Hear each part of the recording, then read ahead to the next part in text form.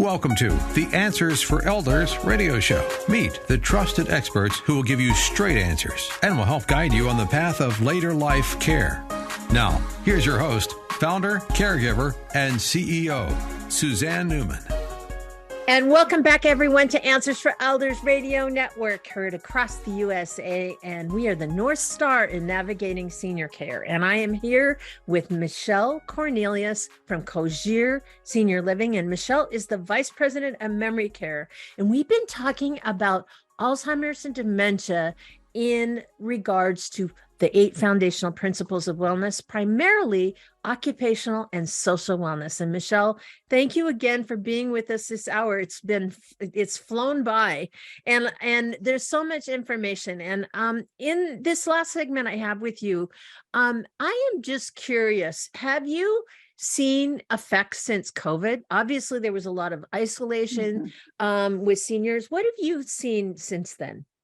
Yeah, we really have seen effects from COVID, starting with families not wanting to have a person move into memory care or assisted living because you didn't know when you would see them again.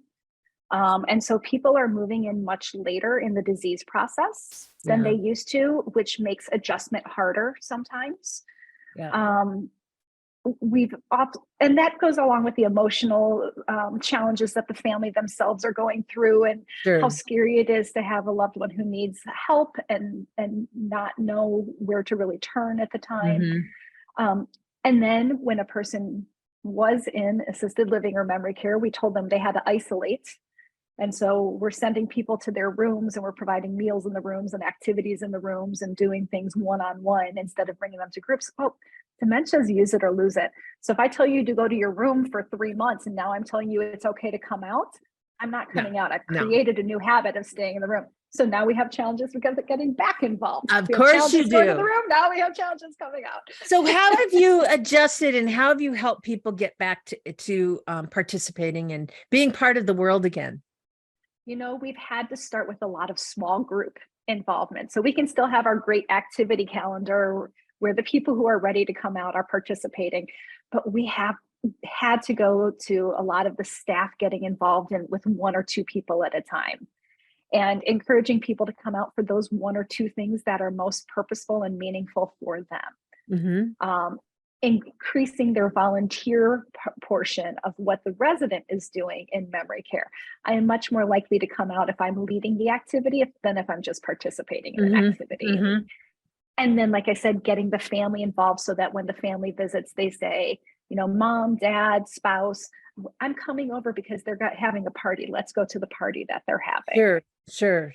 Yeah. And, that's the thing I think that's so important is the fact that, engaging the family, engaging, different things like that, and activities that they love. We go right back full circle to what you talked about, things that bring them joy. And so social wellness is huge with memory care, obviously, because everyone is in a different stage of progression.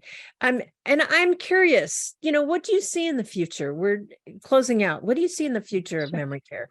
And there have been obviously some great breakthroughs. So hopefully, there have been, and there have been things out there that have existed really for 20 years that we're just starting to finally really grasp in memory care. We have some great programs between Montessori and Best Friends approach. There's some great training programs out there.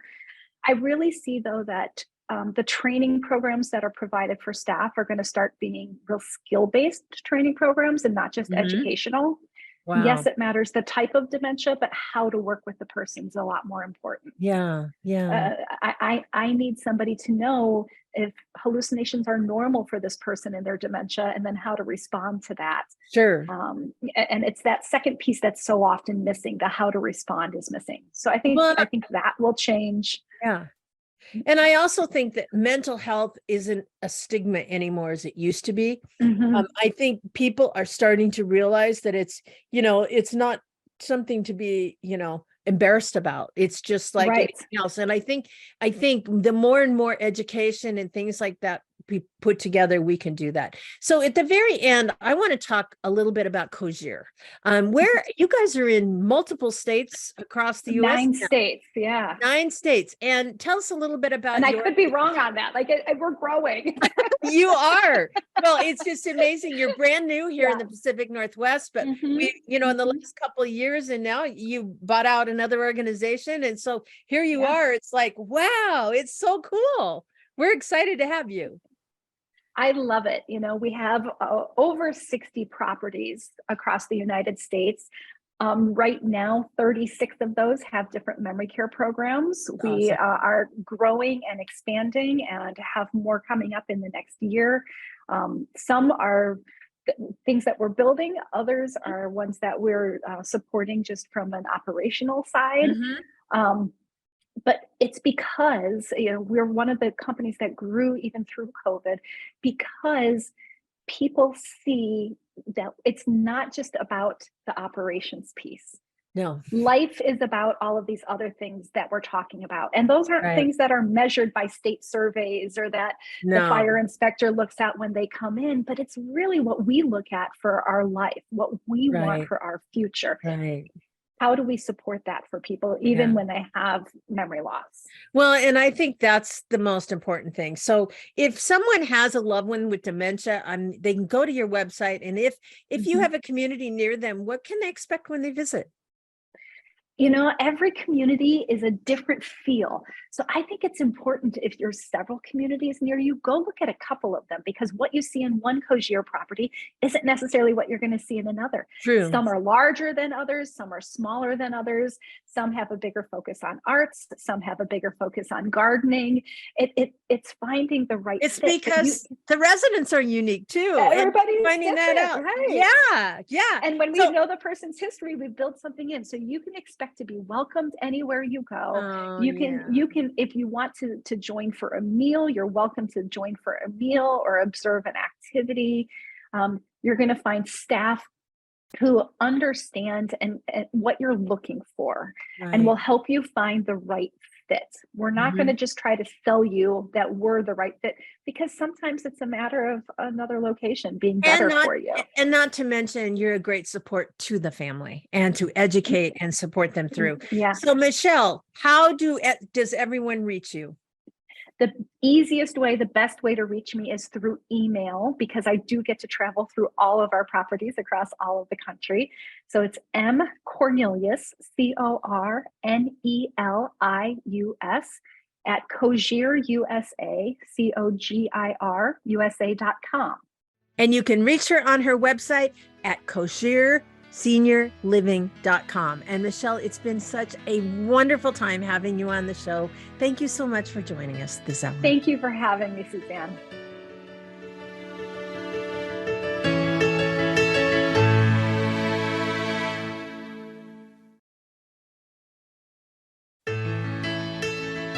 Time to get back to Suzanne and more Answers for Elders.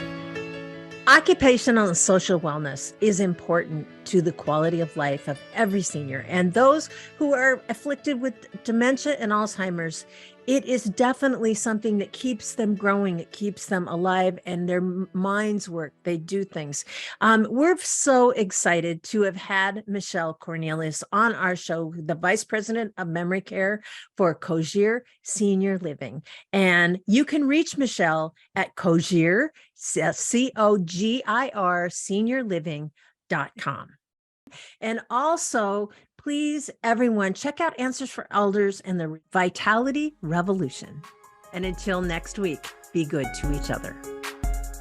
We at Answers for Elders thank you for listening.